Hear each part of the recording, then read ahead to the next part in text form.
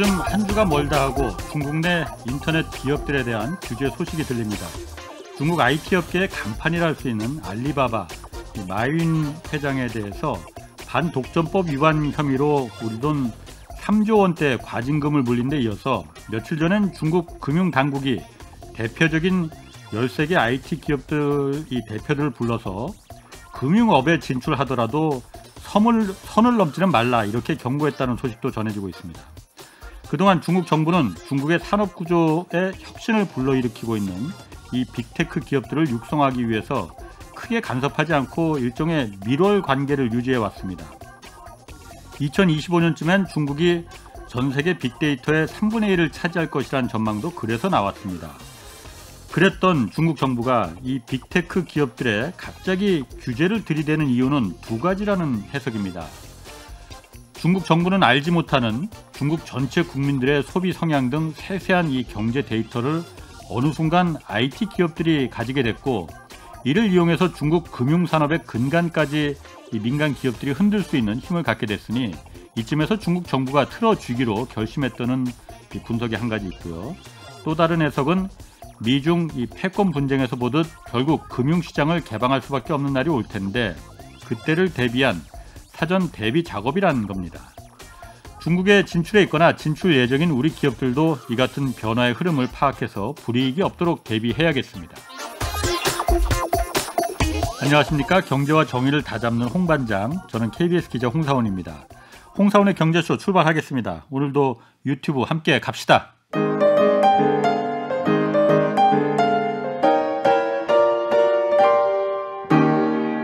경제방송 많으면 많을수록 아무거나 들으시면 큰일 납니다. 홍사훈의 경제쇼를 전적으로 믿으세요. 네, 갈수록 치열한 미중 기술 패권 경쟁 상황, 그리고 그 안에서 한국 어떻게 해야 할지 어제에 이어서 자세히 좀 알아보겠습니다. 오늘도 안유아 성균관대 중국대학원 교수 나오셨습니다. 안녕하세요. 네, 안녕하세요. 예. 어제 이제 그 미국, 그 중국의 경제 상황 뭐 이런 거 알아보다가 마지막에 그 중국 IT 기업들이 미국의 증시에 가서 직접 상장을 많이 하잖아요. 그런데 거기서 그게 돈이 되니까 어제 말씀대로라면은 거기서 옥을 찾기 위해서 갔는데 그럼 중국 공산당이 이거 좋아하겠느냐. 거기까지 하다가 시간이 없어서 끝났거든요. 그렇죠. 그러니까 중국은 제일 큰 지금 미국에 비해서 취약한 점이 자본시장이거든요. 그래서 중국 자본시장과 미국 자본시장 규모를 해보면 중국이 미국의 5분의 1, 많을 때는 막 10분의 1 차가 나요. 그러니까 중국에서 돈을 1달러 조달한다면 미국 가면 5달러 조달할 수 있는 거죠. 그 차이라는 거죠. 그럼 똑같은 사람인데 미국에서는 5달러 값을 받지만 중국에는 1달러 값밖에 못 받는 거예요. 저라도 거기 가겠어요. 그렇죠. 그러니까 민영기업 입장에서는 일단은 거기 갈 수밖에 없는 상황이고요. 두 번째는 중국 자본시장 아직도 그 승인제 허락을 받아야 상장. 원래는 커창반이라고 해서 등록제를 실행한다고 했는데 또 뭐 여러 가지 상황 때문에 실제는 아직 안 되고 있어요. 그럼 계속 중국의 증권감독관리위원회에서 승인을 해줘야 되는데 워낙 나라가 크고 기업이 많다 보니까 상장하기에는 굉장히 오랜 시간이 걸리고 세월이 애노랗게 걸려요. 그러면 민영기업 입장에서는 또 효율성 문제도 있잖아요. 그래서 또 주로 국유기업이 중심이 됐을 거 아니에요. 그러면 민영기업은 또 자체가 사실은 아까 말씀드린 것처럼 민영기업은 뭐 옥을 갖고 있던 자체만으로도 불편할 수가 있기 때문에 오히려 미국이 훨씬 더 편할 수가 있는 거죠. 그런 부분도 있고요. 그리고 또 미국에서는 중국 기업들이 TMT 개념의 주식을 되게 좋아해요. 그러니까 ICT면서 또 중국 소비 주면서 뭐 이런 섹터가 있잖아요. 뭐 그런 섹터가 미국 사람 TMT라는 게 T라는 게 테크니컬 말이에요. 그래서 그 뭐 중국이 실제 지금까지 간 게 거의 그런 기업들이 갔어요. 그래서 가면 거기 가면 몸값이 중국보다는 퍼라고 우리가 하는데 훨씬 높게 받아요. 중국에서 이익을 하나 만드는데 주는 가격이 10원이라며 미국은 거기에 대해서 뭐 50도 주고 이런단 말이에요. 그러니까 가는 부분도 있고요. 결국 민영기업은 중국에서 메인이 되기 힘들잖아요. 한계가 있잖아요. 그러니까 미국 가는 부분도 있고요. 결국 미국의 돈이 또 너무 싸잖아요. 계속 달러 찍어내잖아요. 내라도 미국 가는 거지. 아니 그러니까 제가 궁금한 거는 네. 중국 공산당이 그럼 그거 싫어하지 않느냐 이거지. 그러니까 왜냐하면 어제 말씀하시기를 중국의 그 IT 기업, 빅테크 기업들이 맞아요. 자꾸 맞아요. 선을 넘고 한 너무 커지면 구리 정도까지만 가지라 했는데 5을 가져버리니까 맞아요. 왕이 갖지 못하는 5을 가지니까 그걸 견제한다고 했잖아요. 그렇죠. 그럼 미국 가면은 5이 아니고 다이아몬드 갖게 되는 건데 중국 공산당이 그거 좋아해요 그러면? 근데 그래서 그 아직은 왜냐면 지금 가는 애들이 몸값이 10억 달러? 그러니까 뭐 우리가 원활 한 1조 뭐 이 정도 기업들이 이번에 IPO한 게 거의 그 정도 몸값이에요. 그래서 일단 뭐 스타트 기업이 주로 가는 거잖아요. 벤처 기업이 가고 아까 지금으로서는 굳이 그렇게 말릴 필요는 없죠. 국내 기업이 국내 자본시장이 소화를 못 하는데. 그러니까 제가 말한 것처럼 중국 공산당 입장에서 가장 좋은 게 너무 작지도 않고 그렇다고 너무 크지도 않고 괜찮은 적당히. 애들이 이래 주로 있으면 중국도 경제도 좋아지고 보안도 되고 일자리 창출도 되고 그러면서 또 나를 덜 뭐 위협할 수도 있고 그 상황이 옵티멀인 거죠. 근데 그 중에 또 예를 들면 이번에 그 셔홍수라고 해서 뭐 중국에서 또 가장 주목받는 그 우리 인스타그램 같은 건데 뭐 그런 애들이 갑자기 알리바바에서 커지거나 막 이러면 똑같이 또 중국 정부에서 독점이나 이런 이슈를 또 갖고 뭐 그럴 수도 있죠. 그렇군요. 근데 전반적으로 봤을 때는 지금 가는 애들은 다 막 성장하는 애들이니까 결국 지금 알리바바를 대표로 해서 보여줬잖아요. 그러니까 이제는 ICT 애들도 이제 경험이 학습 효과가 생겼을 거 아니에요. 그렇군요. 그러면 지난번에 뭐 그 얘기 이제 거기서 좀 하고 알래스카에서 이제 미중 고위급 회담 열렸을 때 거의 뭐 멱살잡이 근처까지 갔다가 저 재밌었어요. 어디서 그런 장면을 보겠습니까? 그러니까 그게 사실 굉장히 야, 중국이 저렇게까지 이제 뭐 그 느낌도 저는 받았어요. 그거 다 봤죠, 누구나. 그 이후로 이제 좀 한 2달 가까이 지났거든요. 그리고 그 이후에 지금 반도체를 타겟을 정확히 잡아서 중국의 아킬레스건이 반도체다라고 공격을 한 것 같아요. 반도체가 중국의 아킬레스건인 건 맞는 거죠. 그렇죠. 정확히 미국이 잡은 거죠.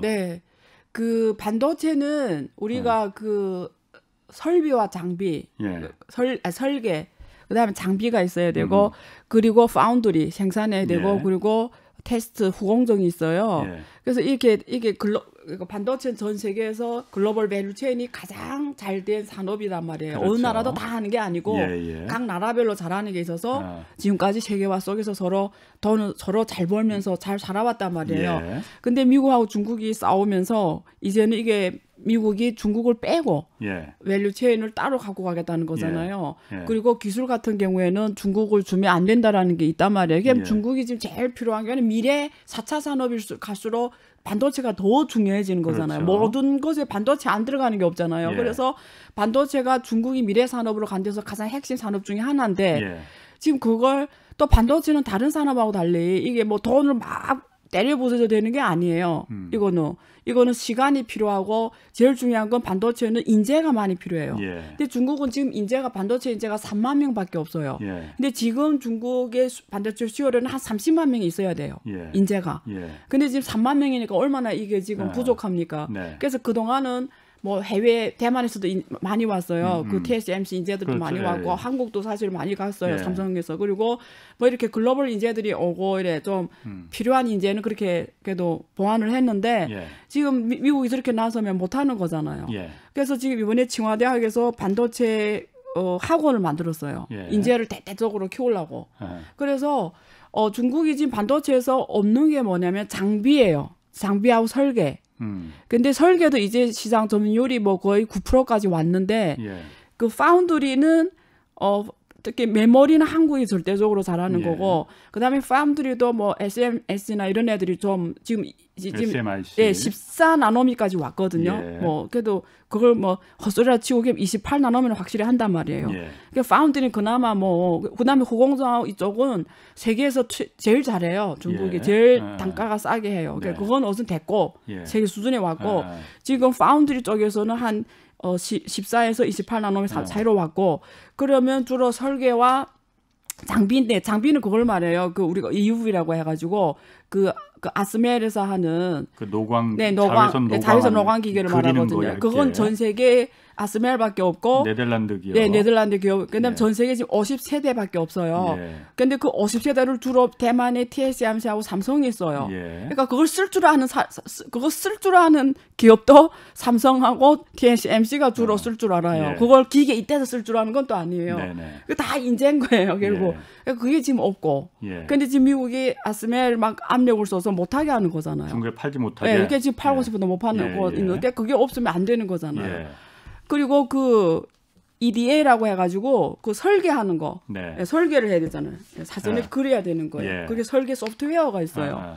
그게 지금 미국 기업이 독점하고 있거든요. 미국이 한 3개 기업이. 중국이 없어요. 그럼 못해요. 그걸 못 쓰게 하면. 설계도 그거 못 쓰게 못 하는 거예요. IC 설계가 안 되는 거예요. IC 칩 설계가.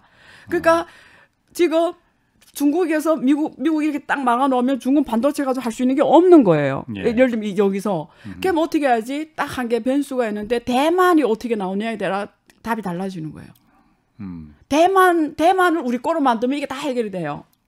중국 입장에서. 네, 모든 게 이제 미국 안 무서워야 돼요. 대만 다 갖고 있으니까. 그래서 지금 대만이 되게 전략적으로 미국한테도 중요한 지역이 되고 중국한테도 대만이 그래서 미국하고 중국 갈등에서의 가장 핫 지역이 돼버린 거죠. 그래서 미국에서 딱 봤더니 와 우리 그 파운드리는 주로 아시아 국가에 80% 이상 의존하고 있잖아요. 삼성하고 TSMC 특히 TSMC 70% 이상 의존하고 있잖아요. 이처럼 위험한 게 없는 거예요. 중국의 바로 옆에 있는 나라들이. 그리고 지금 맨날 대만 해협에서 미국 그게 뭐죠? 그 항공모하고 중국 항공모 왔다 갔다 하면 지금 막 몇 번씩 막 이런 제스처도 하면서 지금 난리 났잖아요. 그러니까 바이든이 가만히 생각해보니까 이게 너무 위험한 거야. 아시아가 만약에 자기네 전쟁하고 싶어도 못해. 왜냐면 때리고 싶어도 아시아가 잘못되면 자기네도 끝나는 거예요. 여기 반도체가 돌아간 거면.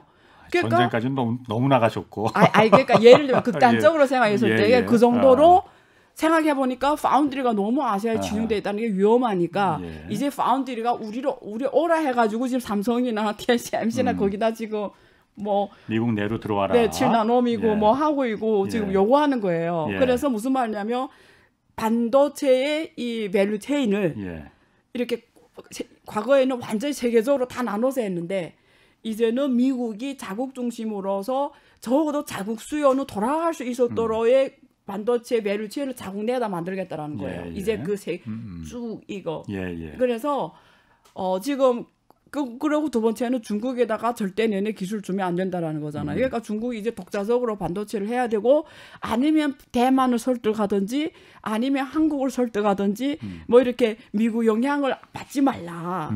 우리 시장이 크니까 우리 너네한테 내네 제품 다 사줄 거고 우린 이렇게 말하는 거지. 중국은 자본도 있다. 우리는 제품도 주문한다. 그래서 내내 시장도 있고 시장 다 있으니까 내내 그냥 우리가 협력하면 내내는 이 큰 땅을 다 내내 가질 수 있다 뭐 이런 식으로 할 수가 있는 거잖아요. 결국 그럼 우리가 인재가 제일 중요하다 했잖아요. 그러면 내 나라에서 네가 1억을 뭐 10억을 받아? 나 100억 줄게. 뭐 이런 식이죠. 그러면 100명 엔지니어 중에 99명이 안 가도 한 명만 가도 게임이 좀 달라지기 시작하거든요. 그렇죠.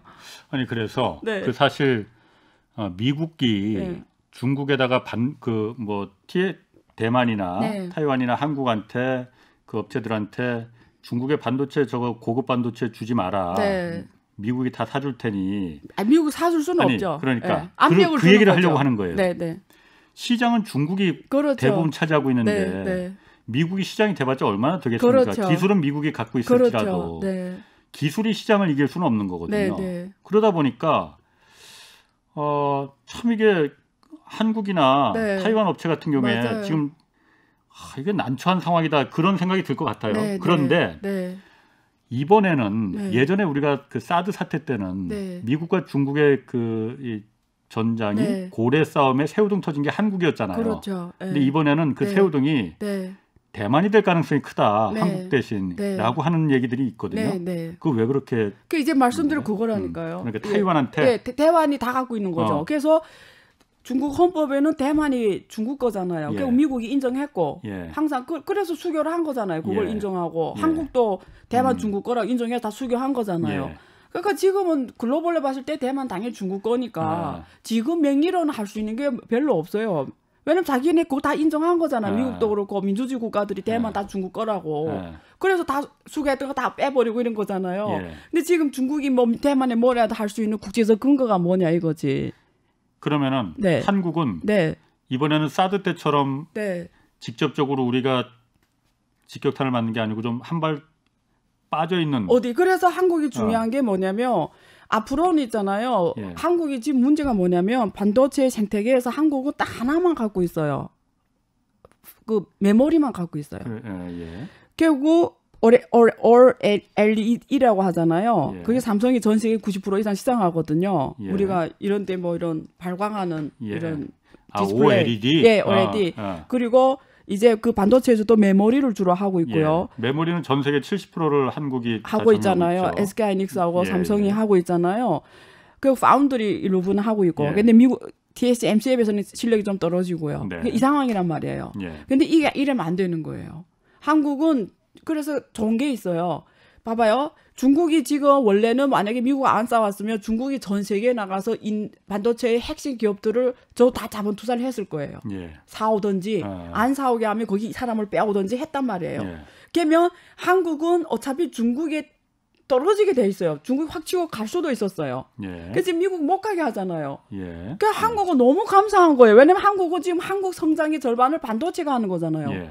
반도체가 없으면 한국은 성장이 안 되는 거예요. 예. 근데 중국이 막 치고 올라오는데 예. 미국이 딱 앞에 나서서 이러고 서 있는 거잖아요. 중국 가지 마 하니까. 못 가지 마 이러니까 중국이 가고 싶어도 못 가잖아요. 예. 그러면 한국은 너무 땡큐한 거지. 예. 일단 시간을 벌었잖아요. 그럴 수 있습니다. 두 번째는 그럴 때서 너무 좋다고 해야 하면 안 되고 예. 빨리 뭐 해야죠. 전 세계에 가장 이 영역별로 섹터별로 핵심 기술을 갖고 있는 애들이 있어요. 예. 그걸 우리 기업으로 만들어야 돼요. 아하. 왜냐하면 이번에 지난번에 일본하고 무역 전쟁 할 때 그 세 가지 재료가 한국이 없잖아요. 그래서 한국에서 국산화한다고 했는데 예. 오히려 의존도가 지금 더 높아졌어요. 예. 막 그렇게 국산화가 안 돼요. 말하고 다른다고요. 오히려 지금 의존도가 일본에 더 높아졌어요. 그 세 개가. 그래요? 예. 일본은 뭐 그래서 예. 국내에서 개발도 하고 뭐 그랬다고 그랬는데. 더 높아졌어요. 이 세상이 이렇습니다. 예. 그래서 한국은 지금은 시간을 번 거잖아요. 예. 그 밸류 체인을 있잖아요. 예. 밸류 체인마다 제일 중요한 게 있어요. 예. 그걸 한국은 다른 나라가 인수합병해도 미국이 뭐라 하지 않잖아요. 예. 그리고 예. 사람이 자기 거 갖고 있어야 돼요. 예. 이건 줄 서는 것보다 더 중요합니다. 예. 내가 아스멜처럼 예. 전 세계 나야 나 그냥 이런 걸 빨리 한국에서 많이 갖고 가야 되는 거예요. 그럼 나중에 미국이 왜 TSMC하고 지금 꼼짝 못 하잖아요. 예. 꼼짝 못 해요. TSMC 안 해주겠다. 미국 반도체도 끝이에요. 예. 아무리 설비 장비 갖고 있어 뭐해. 예. 못 만들어내는데. 예. 예. 지금 그 얘기 때문에 제가 한번 좀 다시 물어보려고 네. 하는데 한국만이 갖고 있는 가장 강점은 아까 말씀하셨던 메모리잖아요. 네. 메모리는 TSMC도 못하는 거고 네. 전 세계 70%를 다 한국이 공급하고 네. 있으니 네. 뭐 스마트폰도 마찬가지고 비행기도 마찬가지고 네. 자율주행 네. 자동차도 마찬가지고 그렇죠. 예. 비메모리만 있다고 해서 되는 게 아니잖아요. 그렇죠. 메모리 꼭 들어가야 되지 그렇죠. 않습니까? 예. 그러면은 지난번에 전병서 소장이 이런 네. 얘기도 하셨어요. 네. 이걸 꽃놀이패다 이거는. 꽃놀이패란 건 어떤 뜻이에요? 그러니까 왜 꽃놀이패예요? 그 뜻은 아는데 무슨 의미에서 꽃놀이패라고? 미국도 이 메모리를 필요로 하고 다 필요로 중국도 한다. 필요로 한다. 그렇기 그래서, 때문에 네. 이번에 그 미국이 미국 편에 쓸래 중국 편에 쓸래 이렇게 줄 서는 걸 강요하게 되면은 어떻게 하라는 거예요? 우리가 그 메모리라는 네. 그 장점을 갖고 네. 우리가 이걸 갖고 있으니 필요한 사람이 우리한테 붙어라라고 네. 말할 수 있는 그 말을 해야 된다는 거예요. 그러면은 정말 그게 꽃놀이패가 될 수 있다는 거거든요. 그럼 예를 들면 나 좀 뭐 알아들었는데요. 예. 바이든이 예. 그 메모리를 우리한테만 공급해. 예. 이러면 그때 어떻게 한다는 거예요? 근데 중국 내에 네. 메모리 공장이 있잖아요. 네. 그렇다고 해서 중국 내 메모리 공장을 삼성전자, SK하이닉스가 네. 생산하지 않는다 이렇게 할 수는 없는 거 아니에요? 네, 네, 그건 네. 중국 기업이니까 메이드 인 차이나지 않습니까? 그렇죠. 예. 그러니까 거기도 공급은 네. 계속 될 수가 있는 거예요. 네, 네. 대신 우리는 네. 미국에도 우리가 메모리를 네. 분명히 미국이 필요로 하니 네. 우리한테 선택을 강요하지 말고 네. 필요한 사람이 우리한테 와라. 이런 그 여건이 될 수가 있다는 건데. 필요한 사람 우리한테 와라. 예. 그 말은 잘 못 알아듣겠어요. 그래요? 어떤 뜻인지. 어쨌든 네. 여러 사람들의 이제 네. 생각이 있는 거니까. 네. 네. 알겠습니다. 그러면은 근데 중국이 사실 반도체가 지금 자금률이 아까 뭐 15% 정도밖에 안 된다고 하셨잖아요. 네. 아니 중국이 지금 화성에 그 화성 궤도에 네. 우주선도 쌓아 올리고 있고 네. 항공모함 뭐 이런 네. 군수사 또 GPS 위성도 지금 갖고 있는 거잖아요. 맞아요. 네. 그런 첨단 또 AI 그렇죠. 뭐 얼굴 인식 이런 네. 거는 전 세계에서 뭐 특허를 가장 제일 많이 갖고 있죠. 그렇다면서 네. 그런데 네. 그 반도체를 왜 그렇게 등한시했을까요? 근본적인 질문이 좀 왜냐면 중국이 궁금하네. 그동안 사회주의 시장 경제라고 표현을 했지만 실제는 예. 자본주의 요소가 더 빨리 급격하게 성장하게 되면서 예. 사람들이 돈에 눈을 뜨기 시작한 거죠. 예. 그러니까 또 중국 규모가 크다 보니까 돈이 뭐 이렇게 1억이 2억 문제 아니고 지난번에 그 중국의 그 라이시어미드나 부패 관료 봤죠. 집안에만 13억 위안이 있잖아요. 예. 원화로 막 2천억이 3천억 되는 돈. 예. 그러니까 스케일이 다르잖아요. 예. 그러니까 이런 큰 돈이 앞에서 왔다 갔다 하니까 사람들이 이렇게 마음이 중국어로 지공진리 그러니까 이렇게 돈이 천천히 하고 먼 50년 후에 일을 이런 게 생각할 필요가 없는 거예요. 예. 내 앞에 돈이 너무 많이 있으니까 사람이 모든 의사결정이 돈에 가버린 거예요. 그러면 기술이라는 거 뭐죠? 내가 이렇게 혼자 이 방에 앉아서 제 공대를 나왔거든요. 예. 제가 4년 동안 지금 너무 후회해요. 제일 아름다운 청춘을 실험실에서 화학공정했거든요. 예. 화학공정하는 게 뭐냐면 화학공장을 설계하는 거예요. 예. 그 이런 얼쩔줄 못 넣고 앉아가지고 계속 이렇게 설계하는 거예요. 예. 그렇게 해야 되는 거예요. 그 안에서. 그러니까 우리가 그렇게 해야 뭐가 나오는 거예요. 근데 그러면 사람들이 밖에서는 막 돈이 왔다 갔다 하는데 내가 누가 앉아서 여기서 그 나중에 10년, 20년에 뭐가 될지 모르는 일을 하냐고요. 예. 그러니까 사람들이 다 어떻게 되냐면 눈앞에 이익을 쫓아가면서 먼 미래에 투자를 안 한 거죠. 근데 지금도 그래요. 예. 그러니까 사람이 가벼워진 거예요. 예. 그러니까 과학자가 되려면 돈의 유혹이 떨어지면 안 되고요. 예. 맹예를 추구하면 안 되고 정치를 하면 안 돼요. 과학자는 과학을 연구해야 돼요. 예. 기초과학이 세야 돼요. 근데 과학자들이 정치를 하고 돈을 추구하고 어디 가서 뭐 강연이나 하고 이러면 어떻게 근데 중국이 그렇게 돼버린 거예요. 그렇군요. 예. 자, 그럼 대만은 좀 그렇다고 하고 대만이 지금 가장 그 새우등이 될 가능성이 네. 있다라는 부분.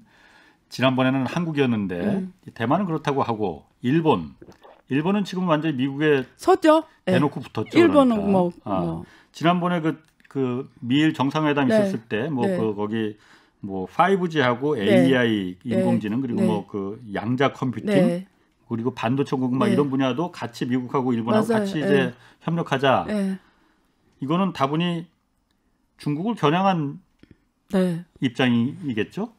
그러니까 어쨌든 뭐 그렇죠. 뭐 그 말을 그렇게는 안 했지만 예. 뭐 어쨌든 자기네끼리 자기네의 공급망을 만들고 예. 자기네끼리 기술 개발 미래 반도체 선도를 같이 연구하자. 예. 미래 반도체를 같이 연구하자라는 거고 예. 한국도 참여하기를 원하고 있고 예. 그런 거잖아요. 예. 그러니까 그냥 중국을 빼고 빨리 우리가 먼저 가야 민주주의 나라들을 지킬 수 있다라고 보는 거잖아요. 예. 예, 그렇게 갈 수밖에 없어요. 예. 일본 같은 경우는 뭐 네. 그것도 그렇고 미국에 어쨌든 계속 네. 붙을 수밖에 없는 이유가 네. 뭐 어떤 목적이 네. 헌법을 개정하는 게 이제 그 일본의 그야말로 그렇죠. 현재 네. 내각의 가장 큰 네. 목표니까 네. 그게 이제 미국이 들어줄 수 있다라는 네. 것 때문에 더더욱 이제 미국한테 좀 붙는 것 같아요. 일본은 간단한 나라는 아니에요. 일본은 사람들은 작지만 머리는 크게 쓰는 나라거든요. 예. 제국주의를 했던 나라잖아요. 그게 첫째 목표지만 그 목표 뒤에는 더 큰 목표가 있는 거죠. 왜냐하면 일본은 동북 삼성을 노리고 있어요. 예. 동북 삼성의 땅 밑에 모든 게 어떻게 되어 있는지를 중국 사람마다 일본이 더 알고 있어요. 과거 식민지 시절에 네, 그 밑에 자원에 대해서 예. 그리고 일본은 섬나라이기 때문에 또 섬은 언젠가는 없어지잖아요. 예. 그래서 어차피 대륙으로 와야 되는 나라이기 때문에 일본은 되게 긴 세월을 보고 가는 나라거든요. 예. 전략을 하는 나라거든요. 전술이 아니라. 예. 그래서 일본은 앞에서는 아베 같은 사람들이 앞에서는 막 트럼프 딸 막 백화점 같이 가지고 이러지만 그 뒤에는 엄청난 미래의 그림이 그려져 있는 거죠. 저는 그래서 일본이 오히려 저는 가장 위험한 존재로 보거든요. 아시아에서. 그래요? 네. 가만. 요거는 조금 벗어난 얘기긴 한데 재밌긴 하네요. 네. 일본 어쨌든 지금 목표가 전쟁을 할 수 있는 나라로 헌법을 개정하는 게 그렇죠. 목적이거든요. 1차적으로. 네. 그런데 더 큰 그림을 갖고 있다는 게 뭐 어떤 거예요? 어쨌든 섬에서 벗어나야 되는 운명을 가진 나라라는 거죠. 그러려면 어딘가는 착륙을 해야 되잖아요. 착륙할 수 있는 게 지금 보면은 시베리아라든가 뭐 동북이라든가 뭐 이쪽이죠. 뭐 이쪽. 그러니까 그래서 미래의 가장 위험한 요소가 될 수 있다라는 거죠. 그러려면 미국하고 절대 같이 가야 되는 거죠. 그러니까 이 아태 지역을 그림을 다시 그리고 싶어 한다고요. 쉽게 말하면. 알겠습니다. 그러니까 그거는 제가 무슨 말인지는 알겠는데 경제 쪽 얘기는 아닌 것 같아요. 그러니까 그건 다른 프로에 가서 또 좀 얘기를 하시고 이거는 어떻습니까? 2029년 정도에 되면 이제 중국이 미국의 GDP를 이제 추월할 가능성이 좀 있다라는 얘기가 지금 계속 나온단 말이에요. 그래서 그걸 막기 위해서 지금 미국이 반도체도 그렇고 자꾸 중국을 산업을 주저앉히려고 하는 거고. 그런데 GDP만 넘는다고 해서 중국이 패권 국가가 될 수 있는 건 아니잖아요. 그렇죠. 그렇죠. 그리고 더 중요한 거는 미국의 GDP를 뛰어넘으면은 사실 중국 입장에서는 미국의 그 동맹을 더 강화시키는? 강화가 아니고 약화시킬 수 있다라는 미국의 동맹을 약화시킨다. 그냥 쉽게 말하면 배신자가 생길 거다. 동맹 중에 나라들에서 중국이 커지면 중국의 GDP가 이제 커지면 미국을 왜냐면 중국이 더 그야말로 이제 부자가 된다면 그렇죠. 배신자가 생기지 않을 거 아니냐 이런 그렇죠. 그 미국도 미국도 엘리트층이 두 개로 분열이 됐어요. 월가 자본 중심으로는 친중이거든요. 중국하고 같이 가야 된다는 주의고 다름을 인정하고 중국하고 같이 가자는 엘리트들이 많아요. 미국도. 근데 상당 부분은 중국의 위협감을 더 크게 느껴서 절대 같이 가면 안 된다라는 게 더 많은 게 사실은 해요. 근데 그럼에도 그 와중에 이런 사람들 많다고요. 그럼 한국도 똑같잖아요. 사실은 지금 절대적으로 중국이 나라하고 절대 어떤 관계를 끊어야 된다 사람들 엄청 많아요. 100%. 뭐 그렇게 말하는 사람들도 일부 있습니다. 그래서 근데 어느 나라도 있죠. 근데 호주는 이제 완벽하게 정리를 했죠. 호주. 이제는 중국하고 절대 이런 쪽 같이 갈 수 없다고 지금 이미 선언했고요. 지금 흔들린 나라가 영국이죠. 프랑스, 독일.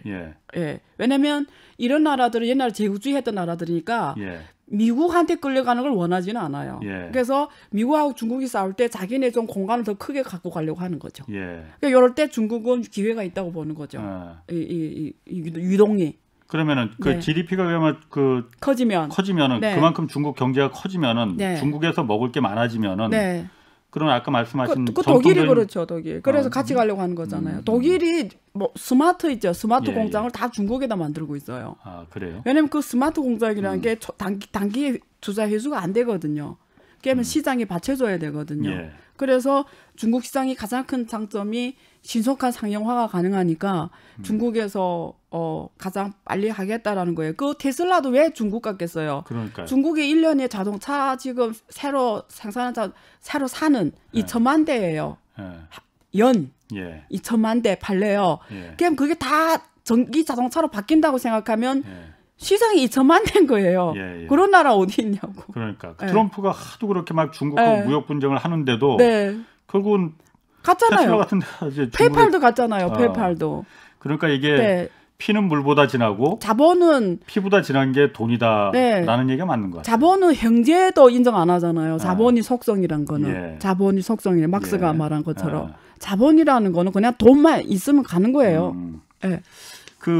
그래서 아마 중국도 그렇게 GDP를 이제 자꾸 끌어올려서 미국을 빨리 넘지는 못하더라도 90% 정도까지 끌어올려야 된다. 그러면 동맹의 균열이 생길 수 있다. 이렇게 좀 생각을 하는 것 같아요. 근데 중국은 GDP가 커지는 게 원래 맞아요. 미국을 초월하는 게 원래 정상이에요. 중국 역사의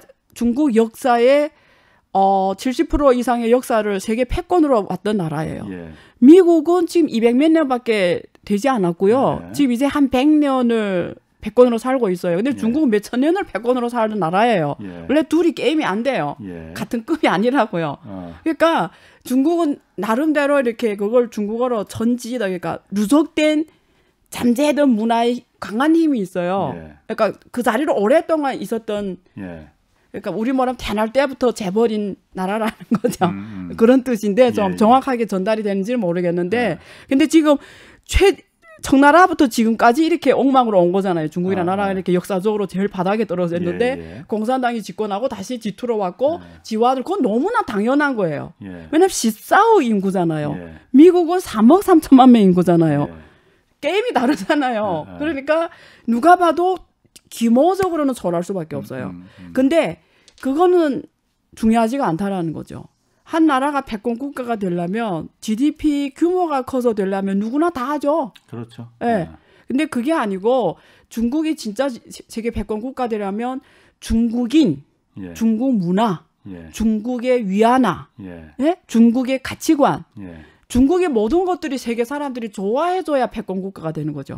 근데 중국 이러면 중국인이라면 막 죽을 때까지 안 되죠, 패권 국가가. 그러니까 중국이 공산당이 해결하려는 건 이 과제입니다. 중국 내에서 아무리 어떻게 행동해도 다 오케이. 근데 중국이 딱 국경을 넘어서 세계가 너를 어떻게 보냐가 중요한 거죠.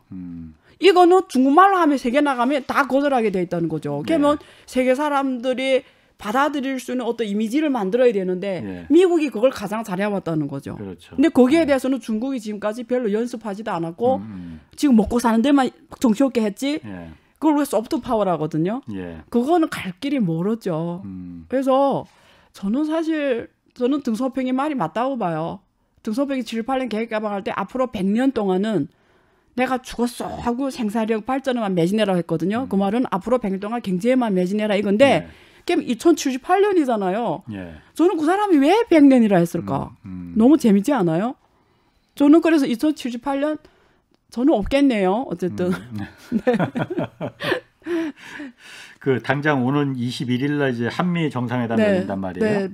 그럼 이때 당연히 반도체 협력 이런 얘기가 당연히 오고 가겠죠? 해야죠. 한국은 이래요. 간단해요. 한국은. 한국은 문제 정리를 확실하게 해야 돼요.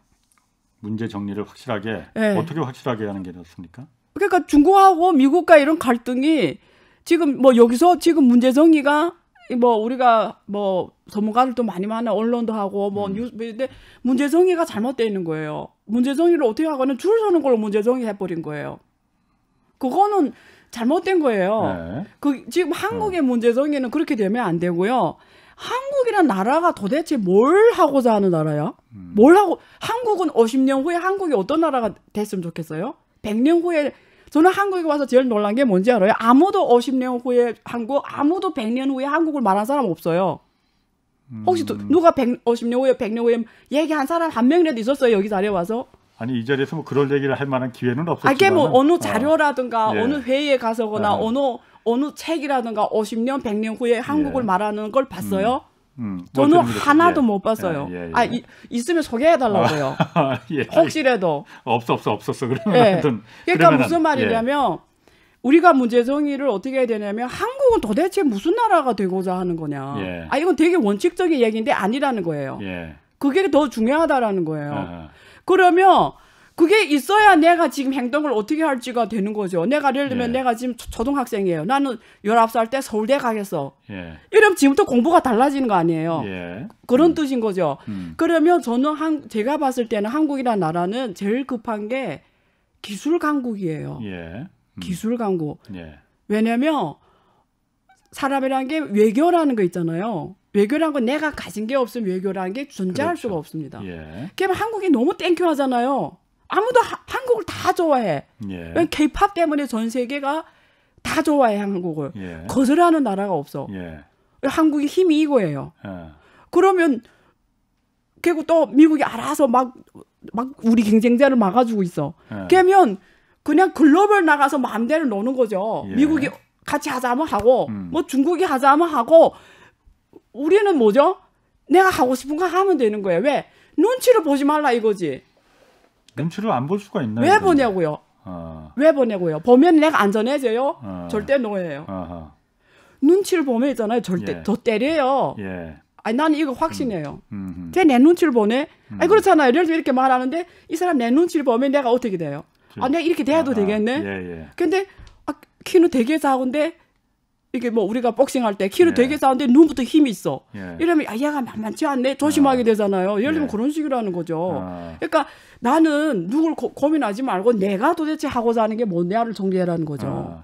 그렇군요. 아까 제가 모두의 말씀 말한 것처럼 그 메모리라는 게 우리의 워낙 그 기술적인 강점이니 그거 하나 가지고 고민하면 안 된다는 거지. 그래서 나는 한국이 반도체가 제일 중요하니까 앞으로 특히 자율자동차 오면은 자동차에 들어가는 메모리를 지금 많이 개발해야 돼요. 한국의 메모리는 주로 스마트폰에 포커스 맞춰져 있잖아요. 그러면 안 되는 거예요. 미래 IoT 산업의 모든 메모리에서 한국이 다 강자를 가야 되고요. 또 그것뿐만 아니라 반도체 밸류체인에서 아까 적어도 일본한테는 휘둘리면 안 되죠. 그러면 안 되는 거예요. 그리고 그때 얼마나 화나요. 막 이재용이 막 비행기 타고 날아가서 막 해결해야 되고 얼마나 화납니까. 그러면 안 되는 거죠.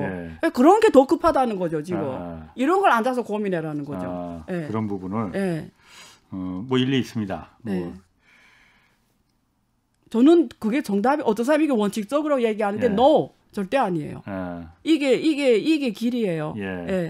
그러니까 일각에서는 그냥 무조건 미국한테 서야 된다. 일본이 그랬듯이라고 말하는 저 많이 들었어요. 있고, 많이 들었어요. 또 일각에서는 시장이 중국인데 그 시장을 그럼 포기하란 말이냐. 그런데 양쪽을 다 취할 수 있는 방법이 있는 거는 우리가 갖고 있는 게 있으면은 가능하다 이거죠. 알겠습니다.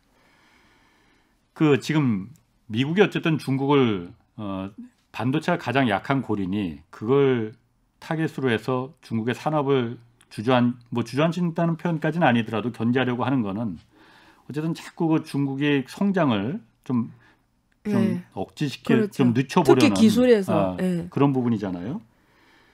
근데 사실 과거에 1980년대에 미국이 한번 일본의 반도체 산업을 그렇게 해서 성공적으로 주저앉힌 적이 있단 말이에요. 그래서 괴멸이 돼버렸지 않습니까? 근데 중국은 사실 그런 수준은 아닌 것 같아요.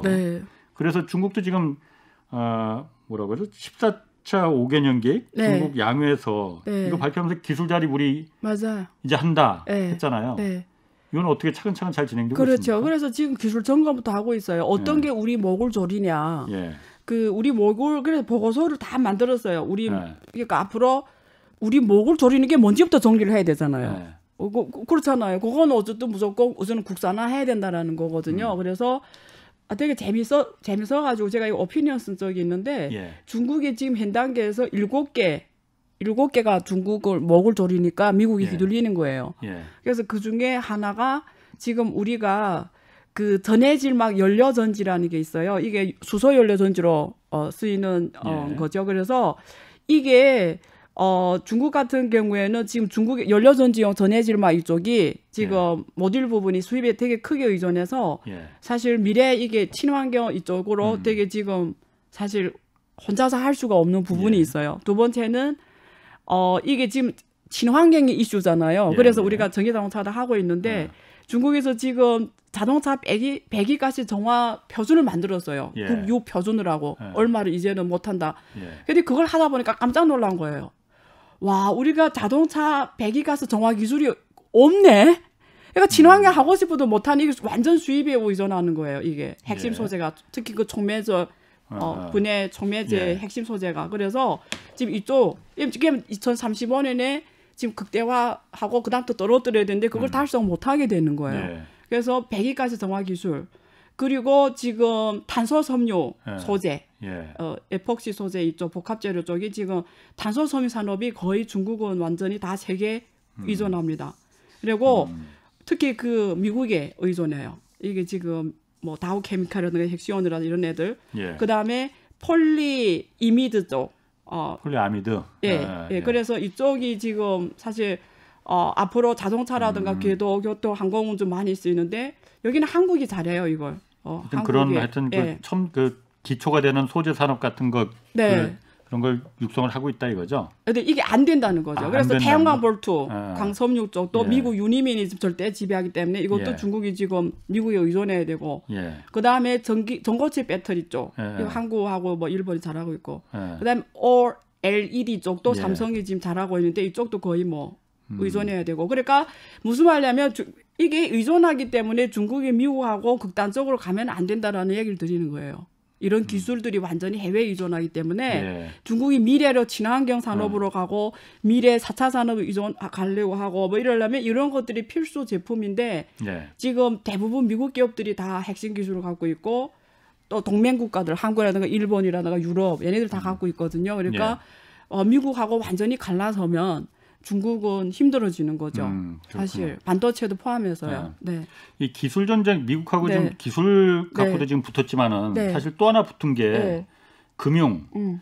그 얼마 전에 디지털 상화요? 위안화 네, 네. 이거 DCP, 뭐 그 나눠주는 행사를 중국에서 했다고 해요. 예, 돈을 나눠 그냥 한 1,000만 북경 같은 경우에는 한 1,000만 위안 예. 이렇게 이런 걸로 나눠주는 거죠. 그래서 한번 써라 이런 거죠. 한번 써봐라 이런 거죠. 그러니까 그게 네. 비트코인이나 이런 암호화폐는 아닌 거죠. 전혀 이거는. 상관없는 거예요. 그냥 디지털로 중국 정부가 예. 법정 통화 중에 하나라는 거죠. 네, 그냥 카카오페이라고 보면 돼요. 근데 카카오페이는 민간이 하는 거잖아요. 예, 예. 이거는 중앙은행이 하는 거죠. 예. 비트코인 블록체인 기술도 아니고요. 예. 그냥 전자결제. 그래서 이름이 디지털 커런시 일렉트릭 페이먼트예요. 전자결제. 예.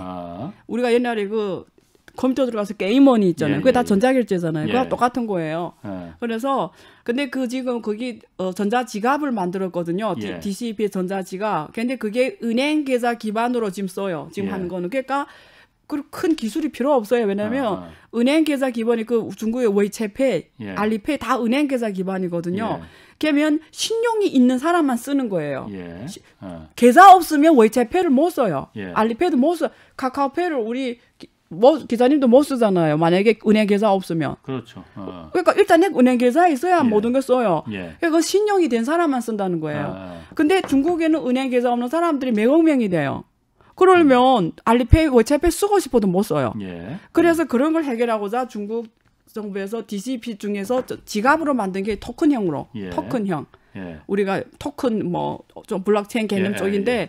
근데 그게 퍼블릭 토큰이 아니고 그 이 중앙은행이 하는 프라이빗 범위에서 블록체인 암호화 기술을 도입을 해가지고 예. 지갑을 줘서 그걸 지갑하면 그것도 토큰 형태로 돈을 DCP를 줄 수 있게 예. 그걸 지금 추가로 하고 있어요. 근데 그거를 디지털 화폐를 중국만 하는 게 아니고 한국도 하고 있고 CBDC, 한국은행도 하고 있고 네, 미국도 전 세계 지금 다 뭐 하고 있어요. 다 하고 중앙은행들이 있잖아요. 거의 대부분. 네. 근데 중국이 이 디지털 화폐에 굉장히 지금 공을 쏟고 있다고 한단 말이에요. 네. 그 이유가 네.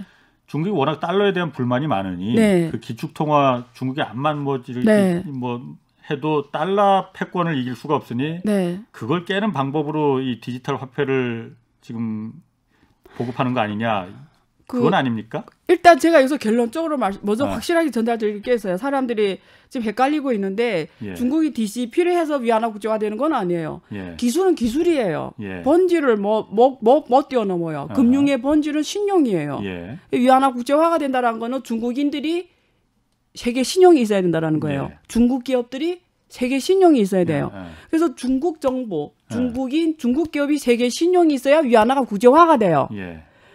그게 안 되면 아무리 DCP 할배를 만들어도 안 돼요. 예. 그러니까 본질은 거기에 있는 거예요. 기술을 가지고 그것 때문에 뭐 위안화 국제 뭐 잘 된다 이런 건 아니에요. 근데 예. DCP라는 건 종이 화폐를 대체한 거예요. 그렇죠. 근데 종이 화폐라는 건 오프라인입니다. 예. 그러면 한국 기업하고 중국 기업이 결제를 했어요. 예. 그럼 과거 같으면 이게 완전한 정상까지 이루어지려면 한 달 넘게 걸리고 이렇게 그렇죠. 걸리고 비용이 예. 엄청 많이 써요. 예. 이게 미국 달러 시스템 거쳐야 예, 돼요. 예. 칩스를 거쳐. 그래서 이게 스위프트 뭐 칩스를 거쳐야 되니까 비용이 엄청 비싸요. 예. 그러니까 이게 다 은행 계좌 기반으로 이루어지는데 이게 DCP부터 되면 이게 프로그램이 가능해요. 그래서 한국 정부하고 중국 정부가 원하면 이게 프로그램 언어이기 때문에 예. 예를 들면 한국에서 한국인 안 할게요. 또 누가 반항할 수 있어요. 막 댓글에 또 엄청 욕할 수 있어요. 예. 한국 예를 안 들고 베네수엘라다. 예. 베네수엘라 지금 자체 통화가 무너졌잖아요. 예. 그냥 국민들이 지금 자체 통화가 없어요. 그렇지. 거의. 예. 그러면 베네수엘라 정부가 위안화를 쓰고 싶으면 예. 만약에 베네 정부가 은행이 오케이 하면 베네수엘라 정부들이 거기 사람들이 핸드폰에 중국 중앙은행의 DCP를 다운받으면 쓸 수 있어요. 그 앱을.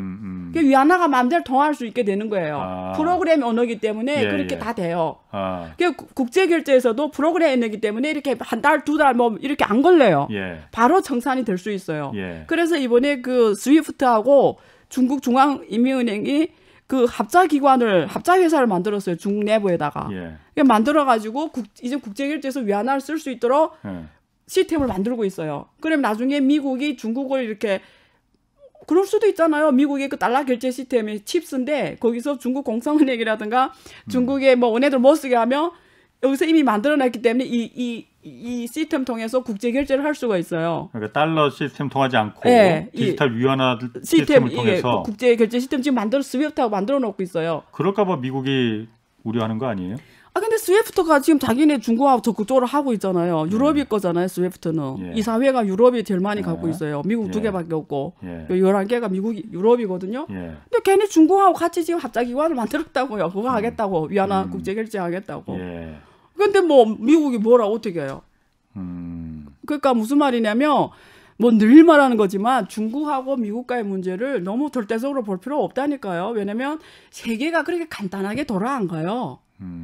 사람들이 일차원적으로 생각하면 안 되는 거예요. 세상이 그렇게 만만치가 않아요. 어떤 뭐 대통령의 의지에 따라서 이렇게 가겠다 하면 이렇게 가는 게 절대 아닙니다. 세상은. 왜? 세상이라는 게 수많은 욕망과 수많은 다른 생각과 수많은 다른 문화의 인간들로 조성이 되는데 어떻게 어느 한 대통령이 바이든이 대통령 의자로 세상이 돌아갑니까? 아니 그런데 뭐 그거는 제가 그 이해는 하겠어요. 대통령 마음대로 되는 건 아니라는 걸. 근데 중국 내에서 지금 위챗페이나 뭐 여러 가지 그 알리페이 이런 게 많이 활용이 되고 있잖아요. 지금도. 근데 굳이 뭐 디지털 위안화를 이렇게 막 그런 오해까지 받으면서 막 중국 정부가 이렇게 하려는 아주 중요한 질문인데요. 위챗페이하고 텐드페이가 주로 시장의 90% 이상 하다 보니까 중국 사람들이 시장을 중국 이민행이 모르는데 얘네들이 아는 거예요. 그러면 어떻게 돼요? 금융은 실제 누가 장악한 거예요? 얘네들 자 민간이 금융은 신용이다. 신용을 장악한 자가 금융을 장악한 거다. 그럼 중국 이민은행 입장에서는 그러면 안 되는 거예요. 그러니까 결국 미래 사회가 디지털 사실 이게 되게 중요한 이슈인데 제가 이걸 지금 책 쓸까 생각 중인데요. 이게 어느 나라든 이 이슈가 있어요. 그러니까 경제는 다 디지털로 갔는데 현금은 오프라인인 거예요. 그럼 세상은 다 이쪽에서 움직이는데 돈만 영원히 개혁 안 한 거죠. 현금으로 돌아가. 그럼 이 세상하고 너무 같이 못 가는 거죠. 그러니까 누군가는 이거 다 해야 되는 거예요. 디지털 경제로 가려면 이거 디지털 화폐를 디지털화하는 거는 중국만이 문제가 아니고 전 세계 트렌드. 근데 중국이 좀 빨리 했다라는 거고 첫째. 그다음에 중국 이민은행의 입장에서도 신용이 중앙이 갖고 가야 되는 거지 어떤 민간 기업이 갖고 가는 건 또 아니잖아요. 그다음에 세 번째 위챗페이하고 알리페이는 민간 기업 때문에 파산할 수가 있잖아요. 근데 DCP는 파산할 법적 통화잖아요. 법적 통화. 결국 상점이나 이런 데서 위챗페이를 안 쓰겠다 하면 안 쓰는 거예요. 중국 가면 있잖아요. 어떤 도시에서는 위챗페이 쓰는데 어떤 도시에서는 또 안 받겠다고 그래요. 택시에서도 어떤 데서는 알리페이만 받고 어떤 택시는 위챗페이만 받아요. 거절이 가능하죠. 근데 DCP는 법적 통화죠. 누구도 거절 불가능. 그렇기 때문에 그러면은 달러를 목적 염두에 둔 거는 아니다. 이렇게 그냥 알고 있으면 되는 거군요. 촉진하는 건 있어요. 아까 말한 것처럼. 알겠습니다. 프로그램 원이다 보니까. 마지막으로 내일 금요일날 국제 중국에서 대형 박람회가 개최된다고 해요. 소비품 박람회. 소비. 아니 그런데 이거 방역 중국은 진짜 그렇게 걱정 없는 거예요? 막 만리정상 보니까 막 인산인해고 하긴 하던데 마스크도 쓰질 않더라고요. 제가 지금 그 중국 대학교 교수들한테 박사 강의를 해주는 과목이 있어요. 다 중국 대학교 교수들이에요. 근데 물어보니까 중국에 34개 성시에 다 있단 말이에요. 교수들이. 물어보니까 평소에는 안 쓰고 다닌대요. 그리고 근데 대중교통은 요구한대요. 어쨌든 써라. 뭐 이렇게 쓰는 거고 거의 그리고 이번에 그 국제소비 박람회가 해남도 하이커에서 열려요. 그래서 하이커인데 2만 명이 딜러거든요. 연 20만 명이 와서 한단 말이에요. 근데 거기 지금 그 박람회가 중요한 게 뭐냐면 되게 중요한 이슈인데 중국의 해남도를 옛날에 홍콩이 자유무역구였잖아요. 좀 짧게. 몇 분 있어요? 이제 한 뭐 20초 정도밖에 안 될 것 같아요. 이거 이 얘기는 다음에 해주셔야겠는데 그러면. 네, 그래요. 네, 예. 네. 알겠습니다. 이틀간 오늘 그 중국에 대한 그 미중 패권 얘기 잘 들었습니다. 지금까지 안유아 성균관대 중국대학원 교수 함께했습니다. 자, 저는 내일 다시 찾아뵙겠고요. 지금까지 경제와 정의를 다잡는 홍반장 홍사훈의 경제쇼였습니다. 네.